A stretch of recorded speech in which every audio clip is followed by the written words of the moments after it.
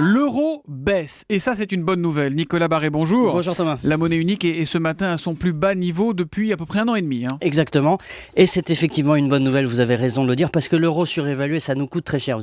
Il y a un économiste américain très célèbre, Bernstein, qui a calculé que ça coûtait entre 150 et 200 milliards d'euros par an à l'Europe. Milliards d'euros, voilà.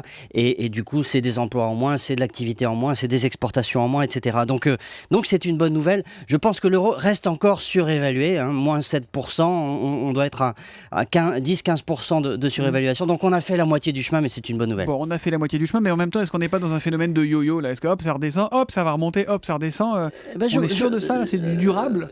Oui, je le pense, oui, parce que si vous voulez, il faut bien comprendre que depuis quelques années, on s'est fait un peu rouler par tous nos partenaires commerciaux, les États-Unis, la Chine, la Russie, le Japon, etc.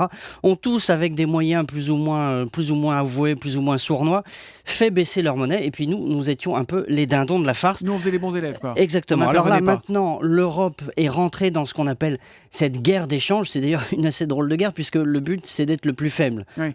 Et donc l'Europe est rentrée là-dedans, et elle va mettre tous les moyens qu'il faut pour maintenir l'euro à un niveau raisonnable, et je peux vous dire donc que cette baisse est durable. Alors cette baisse, elle a des conséquences économiques, Nicolas, vous nous l'avez expliqué, mais aussi politiques, non? Alors oui, j'en vois une belle, c'est que effectivement ça tue les arguments de tous ceux qui disent qu'il faut sortir de l'euro, comme le Front National, puisque là on a la dévaluation, les avantages de la dévaluation sans les inconvénients de la sortie. Donc alors évidemment ça résout pas tout, cette baisse de l'euro, l'euro reste une monnaie un petit peu bizarre, c'est un peu comme un vêtement à taille unique qui doit aller absolument à tout le monde, aux gros, aux petits, aux faibles, aux forts, etc.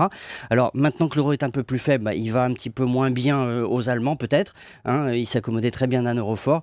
À nous ça va beaucoup mieux, aux Italiens, aux Espagnols aussi. En tout cas, la bonne nouvelle, c'est que l'Europe, mine de rien, est rentrée dans cette guerre d'échange, et ça va nous donner un peu d'air et on ne va pas s'en plaindre. Et l'euro est une monnaie forte finalement aujourd'hui, comme le disait Mario Draghi hier au micro de Jean-Pierre Elkabbach. L'édito écho de Nicolas Barré, directeur de la rédaction des Échos, c'est tous les matins à 8h10 sur Europe 1.